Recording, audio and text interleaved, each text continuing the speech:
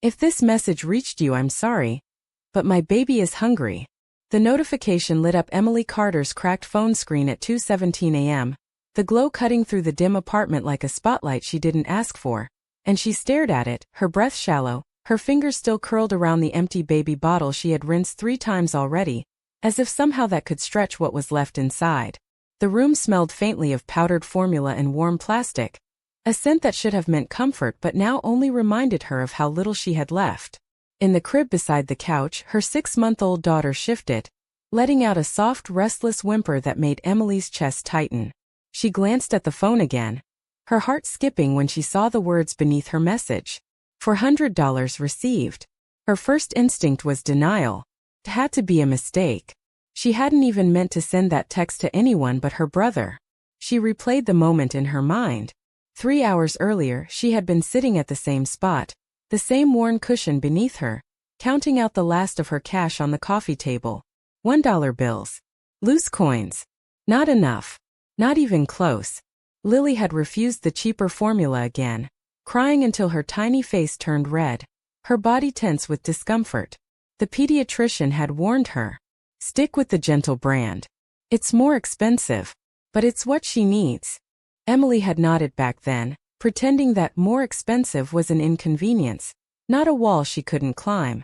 Her phone had been in her lap, her thumbs hovering over the screen as she typed out a message she never thought she would have to send. Hey, can you spot me $40 for formula? I'll pay you back Friday. She had sent it quickly, before pride could catch up with her, before she could talk herself out of asking for help. Only afterward did she notice the number looked off. 1 digit wrong. One small mistake.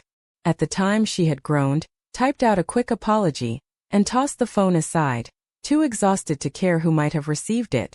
Now, sitting in the quiet hum of her apartment, that mistake felt anything but small. She swallowed hard and picked up the phone again, her thumb hovering over the message thread.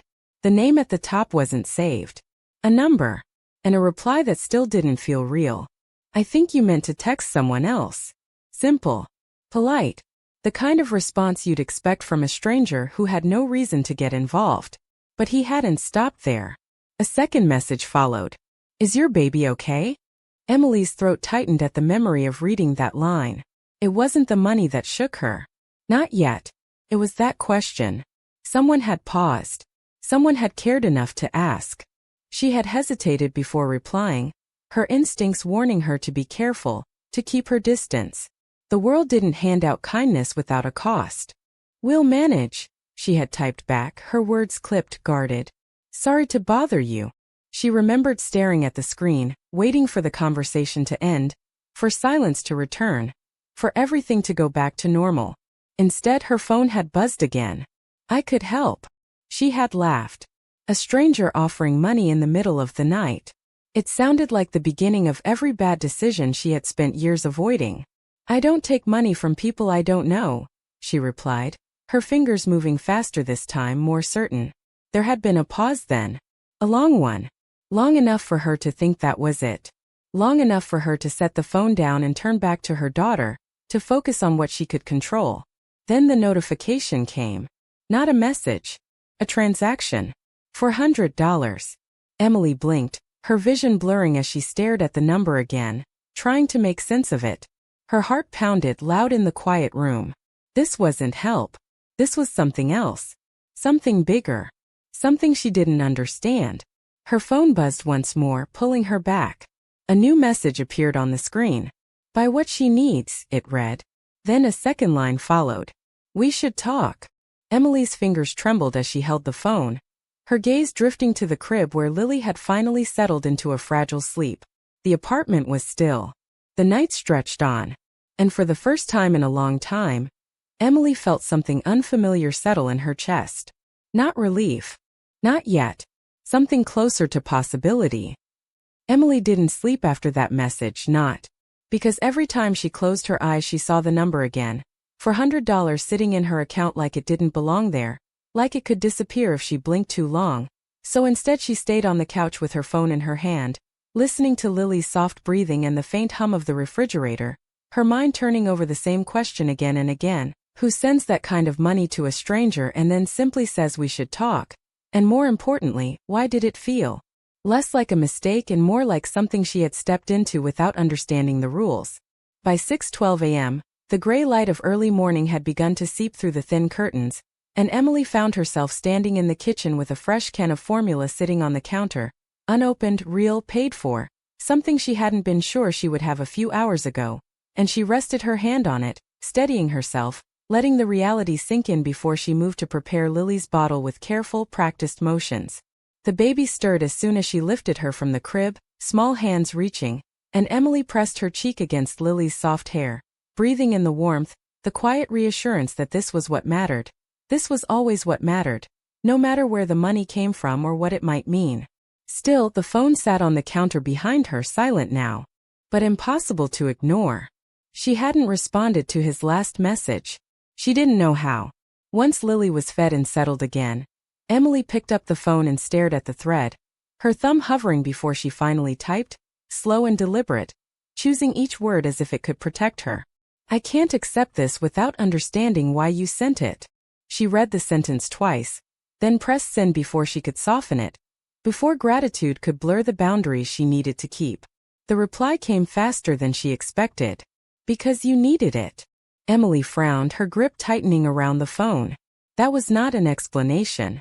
That was a deflection. She typed again, a little more firmly this time. "People don't usually send hundreds of dollars to strangers in the middle of the night."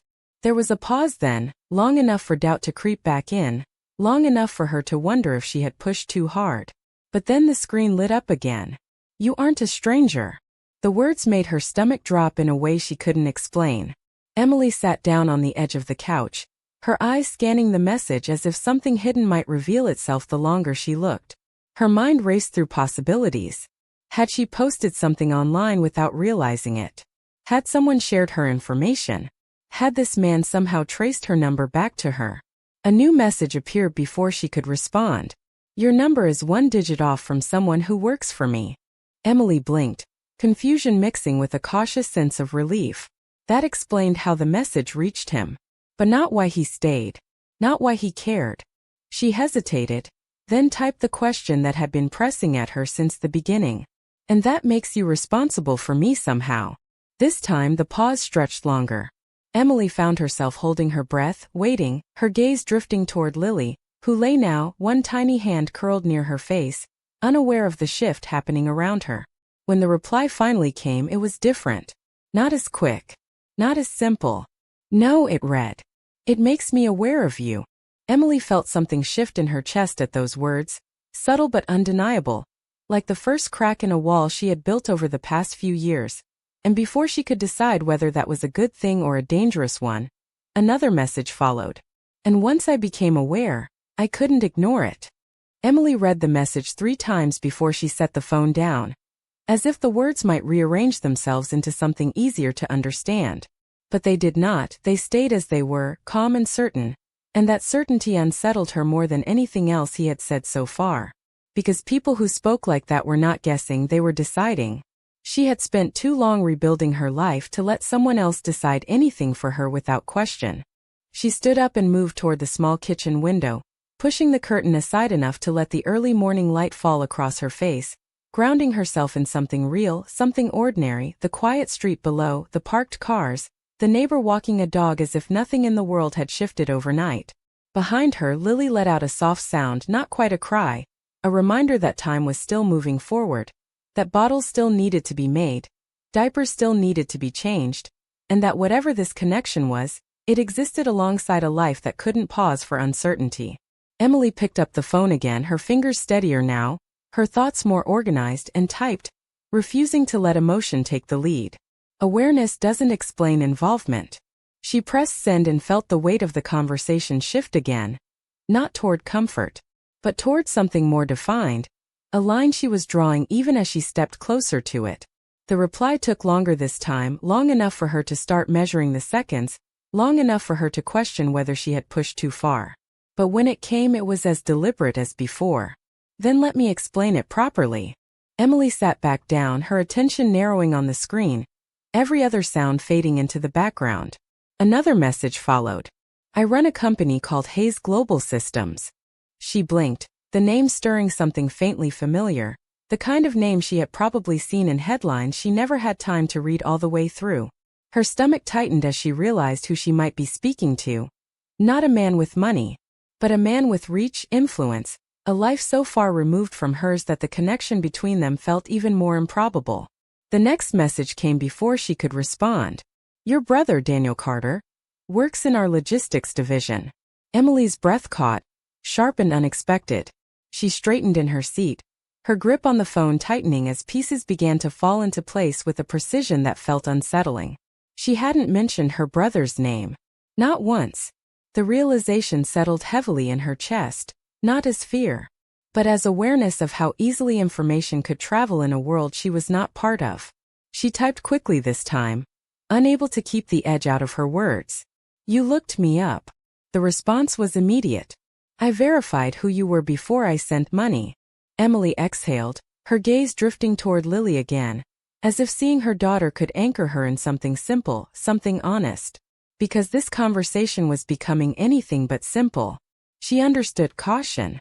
She understood protecting what you had. But there was something about the way he said it, not defensive, not apologetic, factual, that made it harder to dismiss. Another message appeared. Your brother speaks highly of you.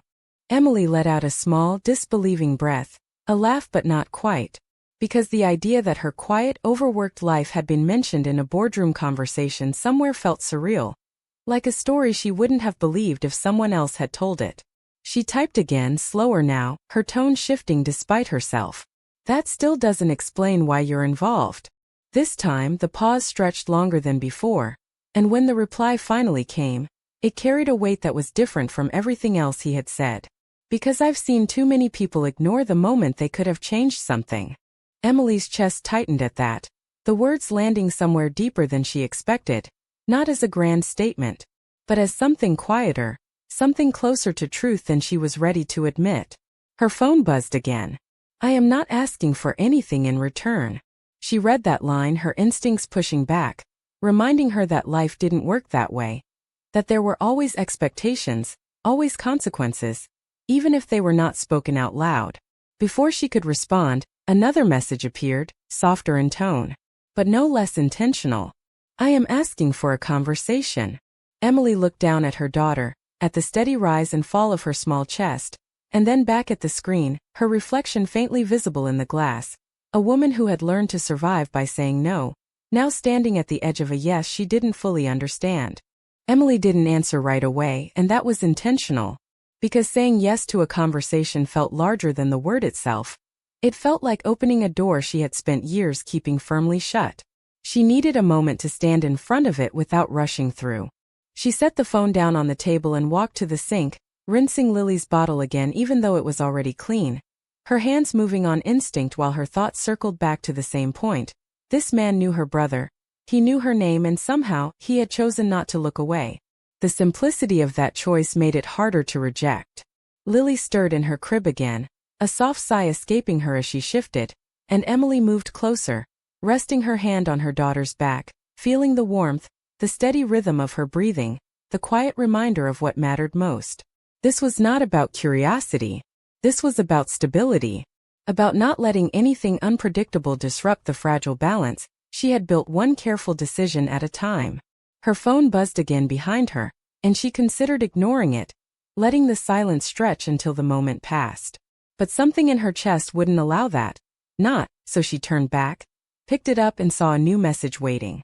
We can keep this simple. She frowned, her thumb hovering as she read the next line. A call. 10 minutes. No pressure after that. Emily exhaled, her shoulders tightening despite herself. Because that was how people made things seem harmless. They reduced them, made them smaller, easier to accept. But she had learned that even small openings could lead to things she couldn't control. Still, there was something measured in his approach, something that didn't push past her hesitation but acknowledged it, and that made it harder to dismiss. She walked back to the couch and sat down, pulling her legs beneath her, her gaze fixed on the phone as if it might offer clarity if she waited long enough. 10 minutes. That was what he was asking for. Not money returned. Not favors. Time. Her mind drifted briefly to her brother, to the last time they had spoken. His voice tired but steady as he told her not to worry about him, that he was doing fine, that she should focus on Lily. She wondered what he would say about this, whether he would recognize the name Hayes Global Systems, whether he would laugh at the idea of her talking to someone like that, or warn her to stay away. Another message appeared before she could decide. If you're uncomfortable, we don't have to continue. Emily stared at the words, something about them settling differently than the others. Because they offered an exit without consequence, a way out that didn't feel like failure. And she realized how rare that was, how often help came with expectations, with invisible threads attached. She shifted, glancing again at Lily, who remained peacefully asleep, her tiny hand curled near her face, unaware of the quiet decision forming a few feet away. Emily picked up the phone and opened the keypad, her fingers hesitating over the screen, her pulse quickening as if she were about to step into something irreversible.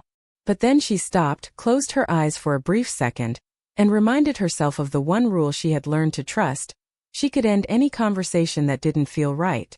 That thought steadied her. She typed her response. 10 minutes. She paused, reading it once, then added, "Not more." When she pressed send, the reply came instantly. "That is fair." A second message followed. "I will call in 2 minutes." Emily's breath caught at the certainty in that timing, at the way he moved forward, and the quiet apartment felt different, not unsafe, but aware, as if something unseen had shifted into place.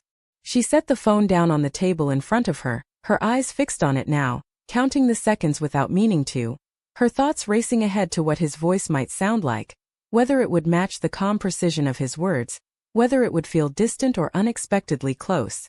The silence stretched, thick but fragile, and then the screen lit up again, not with a message this time, but with an incoming call, the number unfamiliar yet now undeniably connected to her, and Emily sat there for one brief moment longer, her hand hovering above the phone, knowing that once she answered, nothing about this would feel like a simple mistake anymore.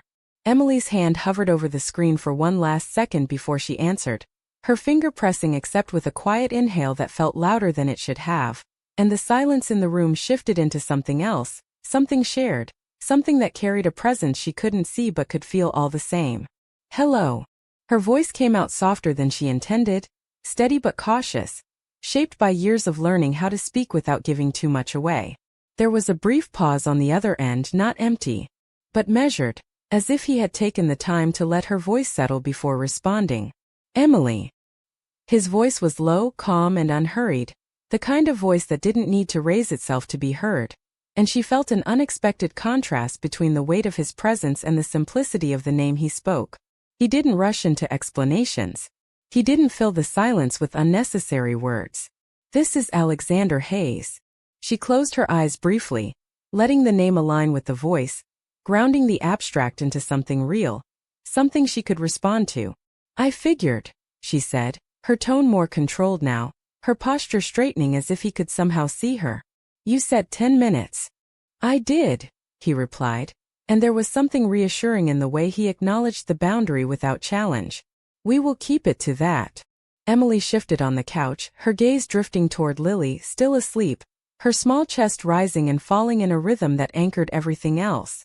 "Then talk," she said, not unkind, but direct, because if this was going to happen, it needed to be clear. There was a faint sound in the background on his end, distant, indistinct, like the muted hum of a large space. But his voice remained focused, present. "You sent a message last night," he began, not as a question, but as a statement, as if they were starting from a shared understanding. Emily let out a small breath. "By mistake."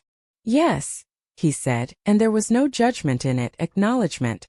But the situation behind that message was not a mistake. The words landed with quiet precision, and Emily felt something tighten in her chest, not defensiveness, but awareness, because he had moved past the surface and into something more personal. "You don't know my situation," she replied, her voice firm now, the instinct to protect rising quickly. "I know enough," he said, and there was no arrogance in it, only certainty. "You needed help. Your child needed something you couldn't provide in that moment." Emily swallowed, her fingers tightening around the phone, because hearing it spoken out loud stripped away the distance she had tried to keep, made it immediate again. "I would have figured it out," she said, quieter now, more to herself than to him. There was a pause, longer this time, and when he spoke again, his tone had shifted, as if he had chosen his next words with care. I don't doubt that, he said. But you shouldn't have to figure everything out alone. The simplicity of that statement unsettled her more than anything else he had said, because it pressed against something she had accepted as normal, something she had stopped questioning. Emily looked down at her free hand, resting against her knee, steady but tense. People don't say things like that without expecting something, she said after a moment, her voice steady again, controlled, because she needed to keep the conversation on ground she understood. There was a faint exhale on the other end. Not frustration, not impatience, acknowledgement. You are right, he said. Most do not. Emily waited, her breath held without realizing it, because the space after that felt intentional, like a step he hadn't yet taken. I am not most people, he continued, and there was no pride in it, only quiet certainty, the kind that didn't need to prove itself. Emily's gaze drifted again to Lily, to the peaceful stillness of her daughter's face, and something in her chest shifted, not trust, not yet, but something less rigid than before. Then what are you asking for? She said, her voice softer now, less guarded, but still careful, because this was the question that mattered. There was no hesitation this time. Nothing you aren't willing to give, he answered, and for the first time since the call began, Emily felt the weight of the conversation settle into something different, something that was no longer about a mistake, but about a choice she hadn't expected to make. Emily didn't respond. The silence that followed his last words felt different from the ones before, less tense, more deliberate, as if both of them understood that whatever came next would shape the direction of everything that had begun with a single mistaken message. She shifted on the couch, her fingers tracing the edge of the phone, grounding herself in the simple physical sensation while her thoughts moved through what he had said. Nothing you aren't willing to give. It sounded reasonable. It sounded safe. And yet, she knew better than to trust something because it sounded right. That is easy to say, she replied finally, her voice calm but measured, the kind of tone that came from experience rather than doubt. But people define willingness differently when they're the ones asking. There was no immediate answer on the other end, and she wondered if she had pushed too far again, if she had turned something simple into something complicated. But then his voice returned, steady as before, unchanged by her resistance. Then you define it, he said. Emily blinked, caught off guard by the simplicity of that response, by the way it placed the control back in her hands without negotiation. She leaned back against the couch, her gaze drifting toward the ceiling as she considered it. Because it was not often that someone with power stepped back so easily, or at least appeared to. You are used to being in control, she said after a moment, not accusing, observing. Because it was obvious even through a phone call, in the way he spoke, in the way he waited without rushing. And you're not, he replied as calmly. The statement was not cruel, but it landed with a quiet weight that made her chest tighten. Because it was not wrong. Emily glanced toward Lily again, her daughter now stirring lightly, her small hand shifting as if reaching for something in her sleep, and Emily softened without realizing it, her voice losing a fraction of its edge. Control is a luxury, she said. Some of us work with what we have. There was a pause then, longer this time, and when he spoke again there was something different in his tone, not softer, but more aware, as if he had stepped closer to understanding rather than simply observing. And what do you right now? He asked, not as a challenge, but as a question that carried weight beneath it. Emily looked around her small apartment, at the worn edges of the furniture, at the clean but aging carpet, at the crib that took up more space than anything else in the room, and then back at Lily, whose quiet presence seemed to fill everything that mattered. Enough, she answered, her voice steady again, because that was the truth she held on to, even when it felt fragile. And I intend to keep it that way. Good, he said, and there was no hesitation in it, no contradiction, agreement that felt unexpectedly firm, as if he respected that boundary rather than wanting to change it. Emily let out a small breath she hadn't realized she was holding, her shoulders easing, because that was not the response she had prepared herself for. Then why continue this? She asked, her tone quieter now, less defensive, more curious despite herself. Because something in the conversation had shifted without her permission, something subtle but real. Because you answered the call, he said simply. Emily frowned faintly, her fingers tightening around the phone again. Because that felt too simple, too easy, and yet it carried a truth she couldn't dismiss. That doesn't mean I'll keep answering, she replied, her voice steady, reclaiming her ground even as it felt less rigid than before. No, he agreed. But it means you chose not to ignore it. The words settled between them, quiet but undeniable, and Emily felt them land somewhere deeper than she expected. Because he was not talking about the call anymore, he was talking about the moment she had decided not to turn away, and that was harder to argue with than anything else he had said. She looked down at Lily again, at the small, peaceful face that depended on her for everything, and then back at the phone, her reflection faint in the dark screen. A woman who had learned to survive by closing doors now standing in one that had opened without warning. You said 10 minutes, she reminded him, her voice softer now, not as a barrier, but as a marker, something to hold on to as the conversation moved beyond what she had expected. There was a quiet pause on the other end, and then his voice returned as calm as steady. We are there, he said, and for the first time since the call began, Emily realized she had lost track of the time, not because she had forgotten, but because something in the conversation had held her there, not by force, not by obligation, but by a quiet, persistent pull she was only beginning to recognize. Emily became aware of the silence before she was ready for it, the kind that follows a conversation that has gone further than expected, and when Alexander finally spoke again, his voice carried a subtle shift, not distant, but more deliberate, as if he was choosing to leave something behind rather than simply running out of time. Emily, he said, her name steady in a way that made it feel less like a formality and more like recognition. She straightened without meaning to, her attention sharpening. Before we end this, I want to be clear about one thing. Her fingers tightened around the phone, her instincts rising again, not in resistance this time, but in anticipation. Because clarity had a way of changing everything. Go ahead, she replied, her voice calm but quieter now. The earlier edge softened into something more watchful. There was a brief pause. She could picture him on the other end, composed, focused, someone used to structuring conversations with intention. The money I sent, he began, was not an impulse. Emily felt her chest tighten, the statement landing with more weight than she expected, because it meant the action hadn't been casual, not a moment of passing sympathy, but something considered. Then what was it? She asked, her tone steady, but her thoughts already moving ahead, trying to understand what kind of decision led a man like him to act that way. A correction, he said simply. The word caught her off guard. She frowned, her grip tightening on the phone. A correction of what? A moment that shouldn't have been ignored, he answered, and there was something firm beneath the calm, something that felt less like philosophy and more like conviction. Emily looked down at Lily again, her daughter now awake, her eyes half open, blinking as if adjusting to the morning light, and Emily reached out, resting her hand on her arm, grounding herself again. That still doesn't make it your responsibility, she said, her voice softer now, but not uncertain.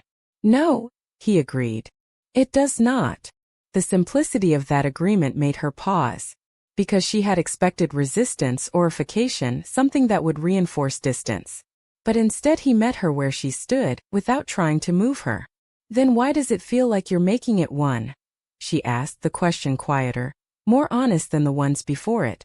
There was a longer pause this time, and when he spoke again, his voice carried something different, not heavier, but more personal, as if he had stepped closer to a line he didn't cross easily. Because I've been on the other side of that moment, he said. Emily blinked, her thoughts catching on that. Because it was the first time he had shifted the focus away from her and onto himself, and that change altered the balance of the conversation in a way she could feel. Meaning, she prompted, her tone no longer defensive, but curious in a way she hadn't allowed before. Meaning, he continued, there was a time when someone chose not to ignore me when they could have. The words were simple, but they carried a quiet weight, something unspoken beneath them that suggested more than he was saying. Emily felt her grip on the phone loosen, her shoulders easing as the conversation shifted into something more human, less defined by roles and distance. And this is you returning that, she said, more statement than question. In part, he replied. And in part it's something else. Emily tilted her head, her gaze drifting toward the window again, the light now stronger, filling the room with a clarity that matched the moment. "Which is?" she asked. There was a pause, and when he answered, his voice was as steady as before. But there was something quieter in it now, something that didn't need emphasis to be felt. Recognizing when something matters before it becomes too late to act on it. Emily let those words settle, her eyes moving back to Lily, who was now fully awake, her small fingers curling around Emily's hand, holding on without understanding anything beyond the comfort of that touch. And everything else faded, the conversation, the questions, the uncertainty, leaving only that simple connection. "You are asking me to trust that," she said after a moment, her voice low, thoughtful. "No," he replied. "I am asking you not to dismiss it before you decide." The distinction was small, but it shifted something inside her, something she couldn't quite name yet, but could feel moving nonetheless. Emily took a slow breath, her thumb brushing lightly over Lily's hand as she considered it, not as a reaction, but as a choice. 10 minutes, she said to herself, a reminder of where this had started, of the boundary she had set. "Yes," he answered. There was a brief pause and then softer this time. "And we're at the end of them." Emily nodded, even though he couldn't see it, her gaze settling once more on the phone, on the connection that had begun by accident and now felt anything but random. "Then I guess this is where it stops," she said, her voice steady, but not as closed as before. There was a moment of silence, and then his response came, calm and certain, leaving something behind rather than taking it away. "That depends on what you choose next." Emily didn't answer him right away, and this time the silence felt heavier, not because it was uncertain, but because it was full of something she hadn't expected to feel, something that made it harder to return to the version of herself who had picked up the phone 10 minutes earlier, guarded and distant and certain of where her limits stood. She looked down at Lily, who had wrapped her tiny fingers more firmly around Emily's hand now, her grip soft but insistent, the kind that didn't ask questions or wait for answers. It simply held on, trusting, and Emily felt the contrast between that simple trust and the careful wall she had built around every other part of her life. "I don't make decisions like this quickly," she said finally, her voice quiet but steady, her gaze still on her daughter, as if drawing strength from something that didn't need to be explained. There was no interruption on the other end, no attempt to fill the space, and that absence of pressure made it easier for her to continue. "I have to think about what it means," she added, her fingers brushing over Lily's hand, grounding herself in the present even as her thoughts moved forward. "That is reasonable," Alexander replied, his voice unchanged, calm in a way that didn't push or pull, simply remained. Emily exhaled, the tension in her shoulders easing, because she had expected persuasion, or at least a suggestion of urgency. But instead she found patience, and that made the decision feel more real, not less. "You said this depends on what I choose next," she continued, lifting her gaze toward the window, where the morning light had fully settled across the room now, soft but clear, revealing every detail without harshness. "So I'm asking you something." There was a brief pause, then his answer came. "Go ahead." Emily tightened her grip on the phone a fraction, not out of fear, but out of focus, because the question she was about to ask mattered more than anything else in the conversation. "If I choose not to continue this," she said, each word placed with care, "does anything change for you?" The silence that followed was not long, but it carried weight, as if he had taken a moment to consider not the answer, but the meaning behind it.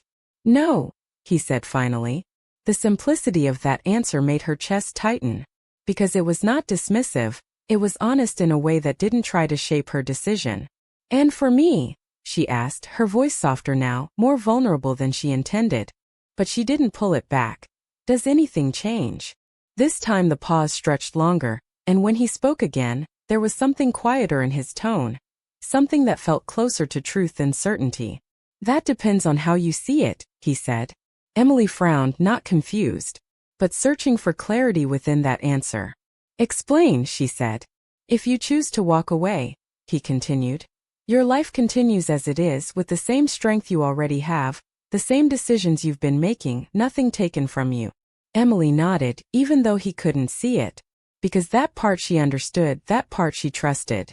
"And if I do not?" she asked, her voice barely above a whisper now, as if the question itself carried more weight than she was ready to fully acknowledge. There was a quiet exhale on the other end, not hesitation, but recognition, as if he understood the shift in the question. "Then you allow something new to exist," he said. The words were simple, but they settled deeply, not as a promise, not as a guarantee, but as a possibility, something undefined, something that didn't demand but invited. Emily looked down at Lily again, at the way her daughter's hand still held onto hers without question. She felt something inside her loosen, not enough to call it trust, but enough to make space for something she hadn't allowed before. "I don't know what that something is," she admitted, her voice honest in a way she rarely allowed herself to be. "Neither do I," he replied, and there was no attempt to fill that uncertainty with certainty, no effort to make it sound safer than it was. Emily let out a small breath, a quiet laugh, not from amusement, but from the unexpected balance in that answer, the way it met her where she stood instead of trying to move her somewhere else. The room felt still again, but different now, not empty, not tense, open in a way she could feel but not fully define. "Then I need time," she said finally, her voice steadier now, clearer, because this part she understood, this part she could control. "Take it," he said simply. Emily nodded again, her gaze lingering on the phone longer before she spoke one last time, not as a closing, but as something that felt necessary to say. "Thank you," she said, the words quiet but sincere, carrying more meaning than the money, more than the conversation. There was a brief pause, and then his voice returned, as calm, as steady, but softer now, as if acknowledging something unspoken between them. "You are welcome, Emily." The line remained open longer, enough for her to feel the presence on the other end, and then it ended, leaving the apartment in silence once again. But not the same silence as before, this one carried something with it, something that stayed even after the connection was gone. Emily stood in the quiet after the call ended, her phone still in her hand, the screen dark now but somehow heavier than before, as if it held more than a conversation, as if it held a choice she hadn't yet made but could no longer ignore. The apartment felt the same. The soft hum of the refrigerator, the faint morning light stretching across the floor, Lily shifting in her crib, letting out a small content sound that pulled Emily back into the present with a quiet certainty she could trust.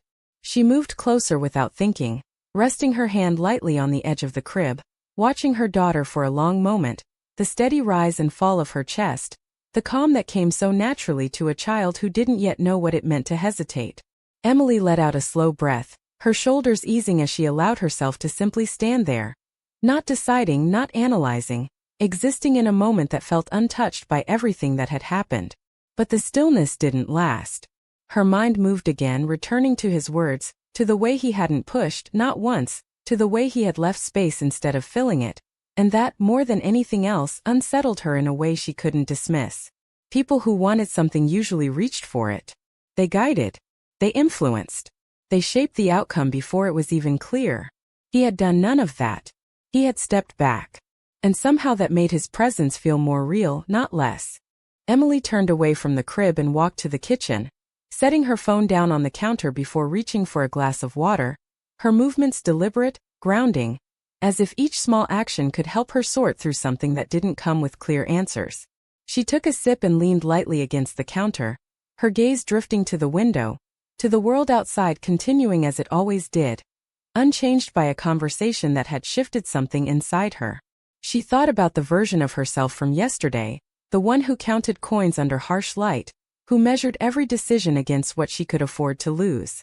She realized that version of her still existed, still mattered, still defined the way she moved through the world. Nothing had changed. And yet something had. Not her circumstances, not her responsibilities, but the awareness that there had been a moment, a small unexpected one, where someone had chosen not to look away. Her phone buzzed against the counter, breaking the quiet with a subtle vibration that made her heart skip before she could stop it. Emily stared at it, her mind already anticipating what it might be, even though she had told herself she needed time. She picked it up. A message. No name. The number she now recognized. She didn't open it right away. Instead, she glanced back toward Lily, as if needing to see her again, to remind herself of what grounded her, what guided her, what mattered most in every decision she made. Then she looked back at the screen and opened the message. It was short. One line. Take all the time you need. Emily exhaled, something in her chest loosening at the simplicity of it, at the absence of urgency, of expectation, of pressure. Her thumb hovered over the screen, not to respond, not yet, but simply to hold the connection there longer, to acknowledge it without committing to anything more. She set the phone back down and turned toward the crib again, lifting Lily into her arms as the baby stirred, her small body warm and familiar, her presence steady in a way nothing else was. Emily held her close, her chin resting lightly against the top of Lily's head, her eyes closing for a brief moment as she let herself feel the weight of that steadiness. "We are okay," she whispered, more to herself than to her daughter, the words quiet but certain, a promise she had kept so far, a promise she intended to keep no matter what came next. But as she stood there, holding her child in the soft morning light, she couldn't ignore the quiet truth that had settled somewhere deeper than she expected. For the first time in a long time, being okay didn't feel like the only option anymore.